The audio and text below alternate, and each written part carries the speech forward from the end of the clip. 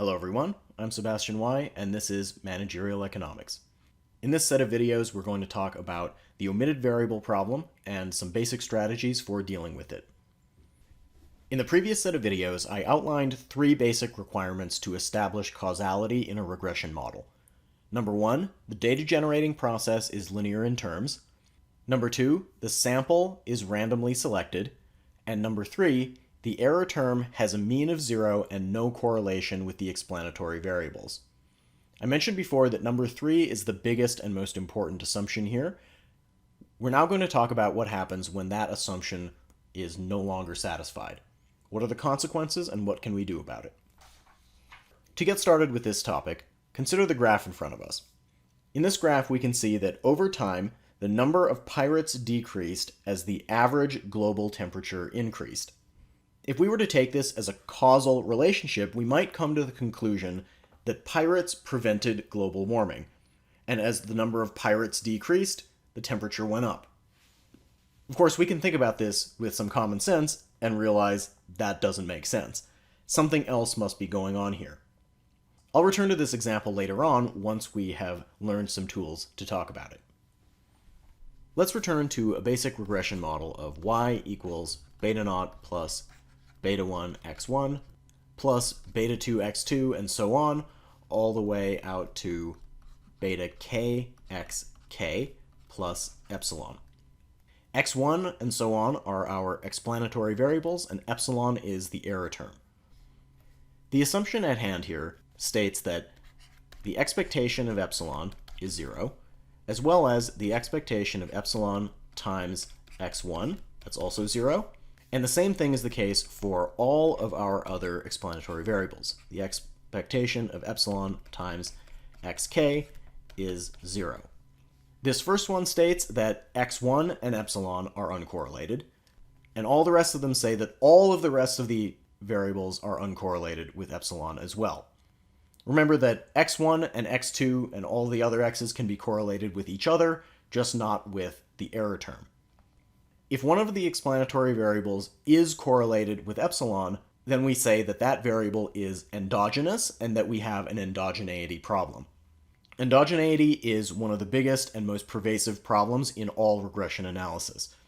And it happens all the time because the chance of there being something that we didn't observe hanging out inside the epsilon being correlated with one of our explanatory variables is reasonably high. That unobserved variable that's hiding inside the error term correlated with one of our explanatory variables is called an omitted variable. It's called an omitted variable because this problem wouldn't exist if that variable had been in the regression in the first place. Because remember, it's okay for the explanatory variables in the regression to be correlated with each other. The problem that results is that we are unable to estimate the causal relationship between x and y if there is an omitted variable. So if x1 is correlated with epsilon, then we will be unable to get a good estimate of beta 1 because we're getting that effect of x1 tangled up with the effects from that omitted variable. Let's dig into how this works. Remember that by including a variable in the regression, we are holding it constant when looking at changes in the other variables. That is, we are looking at the effect of each variable ceteris paribus. However, variables that are not included in the regression are not being held constant. So let's suppose there is a relationship between x1 and epsilon. There's also a relationship between x1 and y, and that's what we were trying to estimate. That's our beta 1. But when x1 changes, if it's correlated with epsilon, epsilon will also change, and epsilon in turn has an effect on y. What we're trying to measure is just this relationship, but what we are actually measuring in the regression is the combination of that relationship with this indirect relationship that we don't want. Our estimate is capturing both this direct and indirect effect. This results in us failing to capture just the direct effect. Let's illustrate this with an example. We're going to look at a famous equation in economics called the Mincer equation. The Mincer equation shows the relationship between the wage that a person earns and their level of education. Our education variable here will be the number of years of education completed.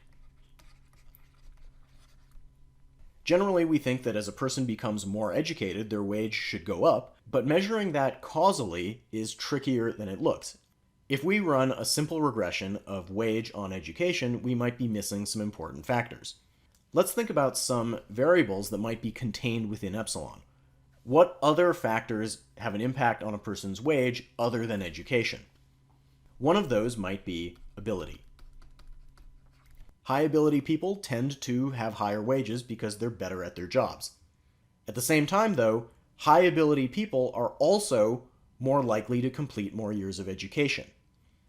We are trying to measure just the causal relationship between education and wage, but by leaving ability out of the regression, we are also capturing this indirect effect of education's relationship with ability following through ability's relationship with wage.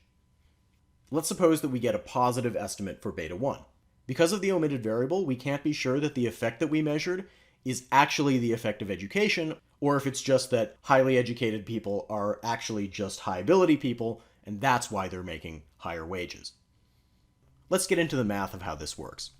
Let's assume that the true DGP is wage equals beta naught plus beta 1 education plus beta 2 ability.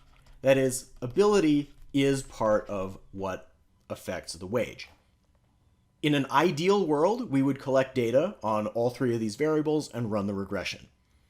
That would give us an unbiased estimate of beta 1 because ability is no longer in the error term. If we had data on ability and education, we could also run the regression of ability on education. And we would come up with the estimates ability hat equals delta naught hat plus delta 1 hat education. Unfortunately, though, we do not have data on ability, and instead, we are going to have to just estimate the equation without ability in it. So that's going to look like wage equals beta naught plus beta 1 education, leaving the ability out. To make it clear that these are not the same estimates that we would get from running a regression using the correct DGP, I'm going to put a tilde over all of these. They're still estimates, but they're estimates using this substitute equation that's not quite reflecting the real DGP. To see the consequences of running this regression instead of the one we wanted, let's plug ability hat in for ability. What we get is wage equals beta naught plus beta 1 education plus beta 2 times delta naught hat plus delta 1 hat education plus epsilon. I'm going to collect terms a bit here. We get beta naught plus beta 1 education plus beta 2 delta naught hat, just using the distributive property here, plus beta 2 delta 1 hat education plus epsilon. Let's collect terms. I'm going to put the beta naught and beta 2 delta naught hat together out at the front. This is our new intercept term. And then collect terms for education. What we get is beta 1 plus beta 2 delta 1 hat education plus epsilon. What this tells us is that if we run this regression, beta naught tilde will estimate this whole thing, and beta 1 tilde will estimate this whole thing. It tells us that beta 1 tilde is not actually estimating the thing we wanted it to estimate, which was just beta 1, the relationship between education and wage. It's estimating beta 1 plus all this other stuff that we didn't want. Beta 2 delta 1 hat is the indirect effect of education working through ability back around to wage. If there is no relationship between education and ability, then delta 1 hat is 0, and that means this whole thing drops out. In that case, there's absolutely no problem. But if education and ability are correlated, which we think they are, then delta 1 hat is not 0, meaning that our beta 1 tilde is estimating the wrong thing. This is a very important distinction to make. It is not the existence of other variables that have an impact on wage that is the problem. The problem is when those variables are correlated with the explanatory variable we are interested in. This is one of the most common mistakes that I see when people are working through this material. An omitted variable is a variable that's correlated with both the explanatory variable and the dependent variable. This is going to cause omitted variable bias. If we know there is a bias, we may be able to sign the bias as either positive or negative. That is, we can determine if we have overestimated or underestimated our parameter. This is going to depend on whether beta 2 delta 1 hat is positive or negative. Since we have two components of it, beta 2 and delta 1 hat, the signs of those individual terms is going to determine whether the sign of the whole thing is positive or negative. The sign of the bias will be the sign of beta 2 times the sign of delta 1 hat. Let's talk about our example. Beta 2 is the relationship between the omitted variable and the dependent variable. Here it's the relationship between ability and wage. We've already mentioned that high ability people generally make higher wages, so this is probably positive. Delta 1 hat is the relationship between the omitted variable and the explanatory variable, so the relationship between ability and education. Higher ability people generally have higher education. Again, this is all just on average. Doesn't have to be true every single time. So this is going to be positive. And so if we have both of them positive, positive times a positive is also going to be positive. If we have a positive bias, we are going to overestimate the effect on average. In our example, it's going to look like education is more effective than it really is in increasing somebody's wage because the high education people are also high ability people, on average. This is just one combination of how things can go. We can fill out a 2x2 chart if we have the sign of beta 2 on one dimension and the sign of delta 1 hat on the other dimension.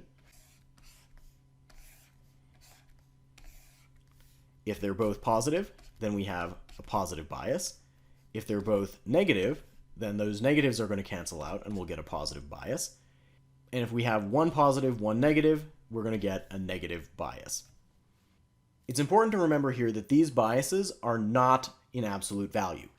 For example, if we had a negative parameter that we are underestimating with a negative bias, then that means our estimate is actually too large in absolute value. It's too negative.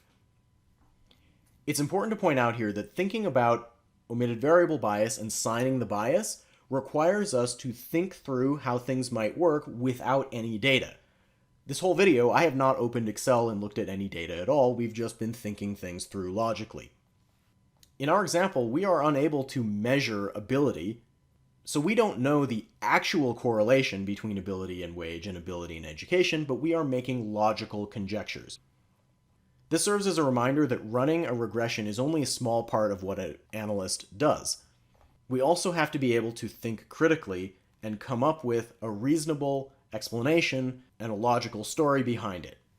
This is why data analysts have not been replaced by computers. Even at the best of times, it's always helpful to have that logical story to explain your results because you will probably be trying to communicate these results to a non-technical audience. Now that we've established what the omitted variable problem is, in the next video we'll start to talk about some solutions.